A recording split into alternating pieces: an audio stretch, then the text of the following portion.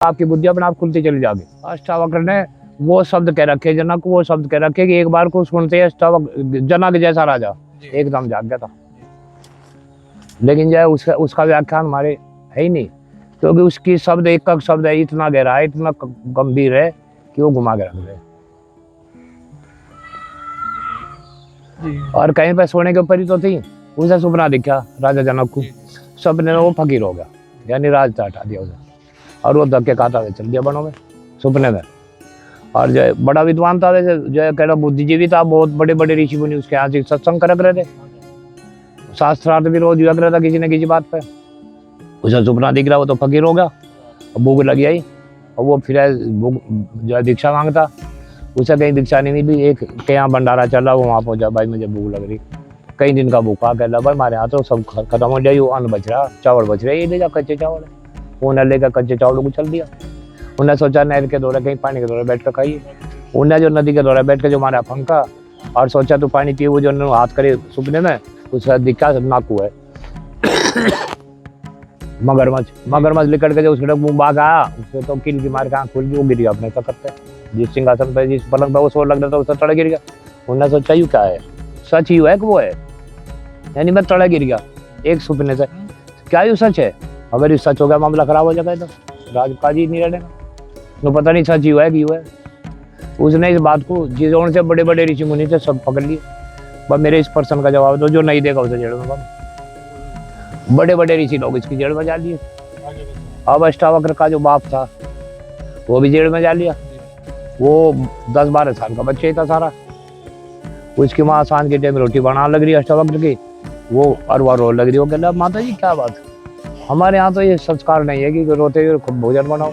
कह लो बेटे तेरा पिताजी जेल में बंद कर जाऊंगा। किस बात पे? कह लो उसका कुछ परेशान है, पता नहीं क्या है। कह लो मैं जाऊँगा सुबह। अब ना बेटे तेरे कर लगा नहीं मैं जाऊँगा। अष्टावक्र 8 जगह से टेढ़ा मेढ़ा था। अब वो वहाँ गया, जाकर दरबार को कहा कह लो राजा से कहो कि एक ऋषि कुमार मिलना। अब जो है वो अंदर जाकर आज एक टेढ़ा मेढ़ा बच्चा है इस तरह कह रहा। कह लो अभी तो अंदर चला गया। उसे देख के जितने वहाँ संत महात्मा जो ऋषि लोग थे सब हंस पड़े, वे हंस पड़े। उन्हें देख कर वो भी हंसा, खूब खुरका था। अब राजा जनक कह अरे बच्चे ये सारे हंसे, इनकी तो मेरी समझ में आ गई हंसी, लेकिन तुम क्यों हंसे? कह जी मैं तो ये सोचा था यहाँ से ऋषियों की विद्वान पुरुषों की जमात है, लेकिन यहाँ तो चाम के पहचानने वालों की पंचायत है। तो ये तो चाम की पहचान जाने, आत्मा की पहचान जानते ही नहीं।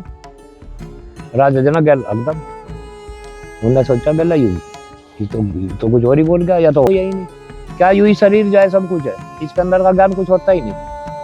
तो राजा जनक ने पैर पकड़ लिए उसके, और उसने पूछा कहला हाँ राजन तुमने ये बड़े बड़े संत बंद क्यों कर रखे ऋषि लोग? कहला जी मेरा एक प्रश्न है। कहला करो। उसने प्रश्न करा। कहला जो मुझे क्या सपना दिखाई दिया? तब वो पूछ रहा बच्चा। कहला राजा ना कहा। कहला पूछने वाला बड़ा हो या बताने वाला? कहला बताने वाला। तो बताने वाला का आसान का है, मैं तो यहाँ खड़ा।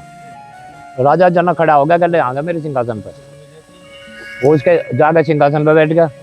वो कहला सिपाही हो कहाँ? कहले इसे जनक को बंद कर दो जेल में। अब राजा हाथ जोड़ के कहला क्या है ये, क्या है प्रभु? कहले इस सिंहासन पर कौन बैठे? राजा। कहले इस समय राजा कौन है? कहा मैं हूँ राजा। कहाँ? अरे तो यू ही तो दिक्कत है और दिक्कत क्या था? वो समझ गया कि यू इशारे में बता दिया ना सारे का सारे। वो कहला वो वहीं हाथ जोड़ के खड़ा हुआ। कहला जी तो मुझे तुम ज्ञान दे। तो अष्टावक्र 12 साल का बच्चा उस राजा जनक को, जो इतना विद्वान था, जिज्ञासु था, जानना का इच्छुक था, उसका गुरु बना था 12 साल का बच्चा। तो एक तो गुरुओं की उम्र नहीं होती कि गुरु किस उम्र का हो, बच्चा भी गुरु हो सके। लेकिन हमारे हिंदुओं में सबसे बड़ी हमारे में कमी क्या है, हम वो चीज़ पढ़े जिसमें हमारे फायदे की चीज़ हो, जिसमें वास्तविकता ज्ञान है, वो नहीं पढ़ना चाहते। अष्टावक्र गीता बाजारों में मिले, लेकिन कोई किसी के घर में नहीं मिले, पढ़ते ही नहीं। अष्टावक्र गीता पढ़ो, महागीता नाम है उसका, अष्टावक्र गीता पढ़ो, आपकी बुद्धि अपने आप खुलती चली जाएगी।